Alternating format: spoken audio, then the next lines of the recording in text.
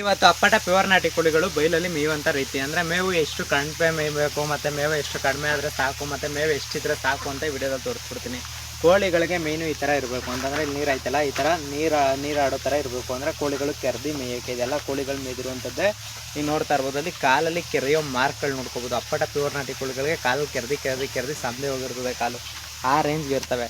ಇಲ್ಲೆಲ್ಲ ಕೋಳಿಗಳು ಈ ಥರ ಅಂತಂದ್ರೆ ಅಲ್ಲಿ ಕಾಣಿಸ್ತಾ ಇತ್ತು ನೋಡ್ರಿ, ತ್ಯಾವುದಲ್ಲಿ ಆ ಥರ ಮೇಯುವಂಥದ್ದು ಇರಬೇಕು. ಕೆರ್ಕೊಂಡು ಕಾಲಲ್ಲಿ ಎಷ್ಟು ಕೆರಿತವೆ ಅಪ್ಪಟ ಪ್ಯೂರ್ ನಾಟಿ ಕೋಳಿಗಳು ಅಷ್ಟು ಚೆನ್ನಾಗಿರುತ್ತೆ. ಇವೆಲ್ಲ ಕೆರೆದಿ ಮೇಯ್ತಾ ಇರುವಂಥ ಕೋಳಿಗಳನ್ನೇ. ಆಮೇಲೆ ಏನಪ್ಪ ಅಂತಂದರೆ ಜಾಸ್ತಿ ಹಸಿರು ಮೇವು ಇಷ್ಟಪಡೋದು ಅಂದರೆ ಇಲ್ಲಿ ಪರಂಗಿ ಎಲ್ಲ ಮೇಯ್ದ ನೋಡ್ರಿ, ಅಲ್ಲಿ ಹಿಂಗೆ ಕಾಣಿಸ್ತೈತಲ್ಲ, ಇದೆಲ್ಲ ಕೋಳಿಗಳು ಮೇಯ್ದಿರುವಂಥದ್ದೇ. ಇಲ್ಲಿ ಕೋಳಿ ಐತೆ ನೋಡ್ರಿ, ಇಲ್ಲಿ ಹಸಿರು ಮೇವನ್ನ ಜಾಸ್ತಿ ಇಷ್ಟಪಟ್ಟು ಮೇಯುವಂಥದ್ದೇ ಕೋಳಿಗಳು. ಅಂತಂದರೆ ಈ ಥರ ಹಸಿರು ಮೇವು ಏನಾರು ಇತ್ತು ಅಂತಂದರೆ ಚೆನ್ನಾಗಿ ಮೇಯ್ತಾವೆ ಕೋಳಿಗಳು. ಅದಕ್ಕೆ ಹಸಿರು ಮೇವು ಮೇಯೋಕ್ಕೆ ಅಂತಲೇ ಇಟ್ಕೊಂಡಿರುವಂಥದ್ದು ಈ ಥರ ಪರಂಗಿ ಸಸಿಗಳೆಲ್ಲ ಕೋಳಿಗೆ ಹಾಕಿದ್ದಿಸಲ್ಲ. ಅಂತಂದರೆ ಇಲ್ಲಿ ಕಾಣೋ ಹಣ್ಣುಗಳು ಮತ್ತು ಪರಂಗಿ ಕಾಯಿಗಳು ಮತ್ತು ಇದೆಲ್ಲ ಕೋಳಿಗಳಿಗೆ ಅಂತಲೇ ಹಾಕಿರೋದು. ಇಲ್ಲಿ ಕಾಣಿಸ್ತಾ ಇರೋ ಮರಗಳೆಲ್ಲ ಬರೀ ಕೋಳಿಗಳಿಗೆ ಹಾಕಿರೋದು.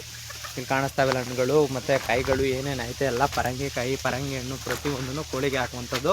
ಇದು ರೆಡ್ ಹಣ್ಣು ಅಂತಂದರೆ ಇಲ್ಲಿ ಕಾಣಿಸ್ತಾ ಇತ್ತಲ್ಲ, ಇದು ರೆಡ್ ಹಣ್ಣಿದು ಟೋಟಲಾಗಿ ಕೋಳಿಗೆ ಹಾಕೋಕ್ಕೆ ಹಾಕ್ಬಿಟ್ಟು ಮಡಿಕೊಂಡಿರೋದು.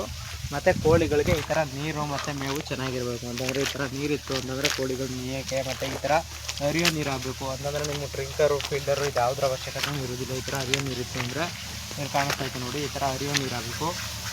ಈ ಥರ ಹರಿಯೋ ನೀರಿಲ್ಲ ಅಂದರೆ ಪ್ರಾಬ್ಲಮ್ ಆಗೋದು. ಅಂದರೆ ಕೆಲವ್ರು ಇನ್ನೂ ಕೇಳ್ಬೋದಲ್ಲೆಲ್ಲ ಪ್ಲಾಸ್ಟಿಕ್ ಐತಲ್ಲ ಅಲ್ಲೆಲ್ಲ ಇದಾಗಲ್ಲ ಅಂತ. ಇದು ಕಾಸು ಕೋಳಿಗೆ ಮಾತ್ರ ಗುಂಡಿ, ನಾವು ಕಾಸು ಕೋಳಿಲಿರೋ ಗುಂಡಿ ಇದು ಟೋಟಲಾಗಿ.